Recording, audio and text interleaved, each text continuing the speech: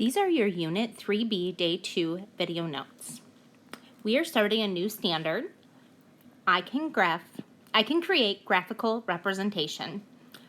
I can graph inequalities. Okay, so here we go. So you can graph to indicate all of the solutions of an inequality. So with an inequality, there's more than one answer frequently that makes the statement true. So we're putting the word solutions here because solutions, S, that means plural. Okay, so when we go here, like I said, there's a ton of different options. If you look at this example right here, write 4 possible solutions to each inequality. Then plot all 4 solutions on a number line. So I look here.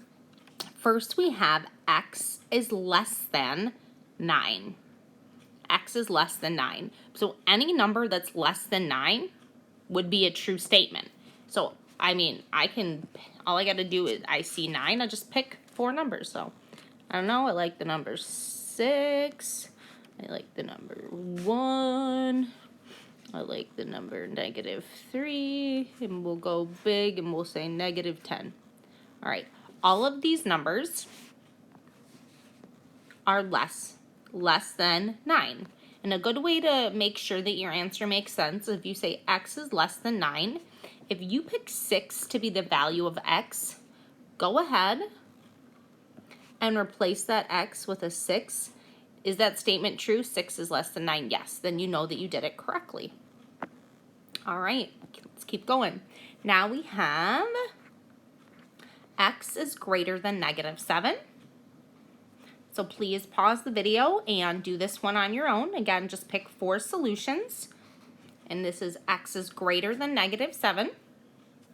Okay, hopefully you were able to pick 4 solutions. I know that it has to be greater than -7. Every single number on this side of -7 is larger, so I know all of those are true. -5, -4, -3, and -2. Remember, the bigger the negative number, so the bigger the negative number, the smaller its value. That's something that you guys are forgetting a lot, so pay attention to that. All right, moving on. Now here we have x is less than or equal to, okay? When you see this little equal, that little line underneath, it means x could be less than 3 or it could be equal to 3. So when you pick solutions for this one, you know what? 3 could actually be one of the solutions because x is less than or equal to 3. And now here we go. Let's just pick 3 more numbers that are less than 3. So we got -1, 0, and 1. Okay? So now if we look here, when we are graphing inequalities, you are going to have a line. Right now we just graphed points, but if we're actually going to graph an inequality, it looks just a little bit different. So for the first one, x is less than 9. Because x is less than 9, every number this way makes that statement true. So we show that by creating a line. So if we go to x is greater than -7, every number this way is true. And that's how we graph that, to show that any value that is bigger than -7 would make that statement true. And then we go to this last one. You can see something here that's a little bit different is it has that circle filled in. And the reason the circle is filled in is because it could be equal to 3. So we need to show that by shading in the dot. And then, like we said, x is less than or equal to 3, so we shade our dot. And then it could be any number that's smaller than 3. Okay, here we go. Let's move on. This table right here will help you understand the relationship between the inequalities and the symbols in their graphs. I think a lot of us when we're working with inequalities, it's remembering what symbol means what. So when you have this chart filled in, it'll be a great resource for you. So I'm gonna do this first one right here, and then I want you to try to fill in the rest of the chart by yourself. So first thing I'm gonna do right here is I need to say, what does this symbol mean? And this symbol is greater than or equal to. And remember,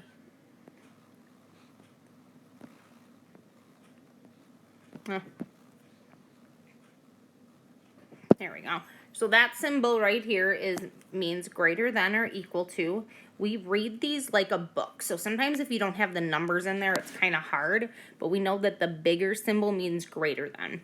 So because we read this from left to right, just like a book, we'd say the bigger one's first, so that means it's greater than or equal to. If it could be equal to it, then we know what type of circle is it? It is a shaded circle. All right? And how would we represent that? Any number, that's the symbol for number. We have that dot shaded in because it's a dot that's shaded in. And then it's any number this way, okay? Right now, I'm just putting number to illustrate. So this symbol means greater than or equal to. On the graph, it's shaded. And an example of what it would look like would be a shaded dot and then any number moving to the right. Because we know on a graph, numbers to the right are bigger. The more we go this way, the bigger they get. The more we go that way, the smaller they get. Okay, so your job right now is to pause the video and try to fill out the rest of this chart on your own. Okay, hopefully you tried to fill this chart in on your own. Remember, we put what the symbol means here, the type of circle here, and the graph here. So this is, like we said, read it left to right, less than or equal to. Because it has that equal to in it, the dot's shaded, and it's any number moving to the left after the dot that's shaded. Now we have greater than. Greater than is an open circle, and we pick a number, and it'd be any number bigger than that would be represented with this greater than symbol. And then last, we have less than. That's an open circle. We find our number, and it's any number less than that. Okay. Now we're gonna practice graphing. Super exciting. I'm gonna graph in blue. So if we look here, we have x is greater than 6. So I'm gonna pick a point on my graph to be 6. I'll just pick right here. And I'm gonna put that this is 6.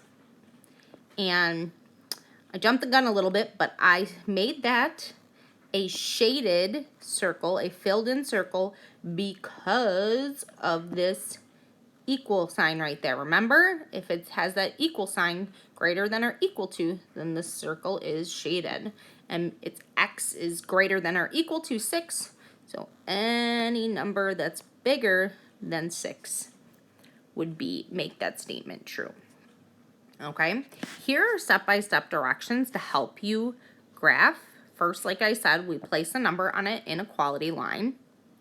This one says place the 0 in the appropriate place on the number line. So you can also put a 0 on there just so you have a reference. We'll make our 0 right there. Then choose the correct type of circle to place on the number. This is greater than or equal to, so I have a shaded circle. And then show all of the solutions with an arrow going that way. Okay? All right. I will do this next one, and then you guys can try the rest on your own. So x is less than -2. All right, I'll put my 0 right there. And then I'll put my -2 here. We can see it's x is less than -2. That means it's an open circle. And it's any number that's less than -2.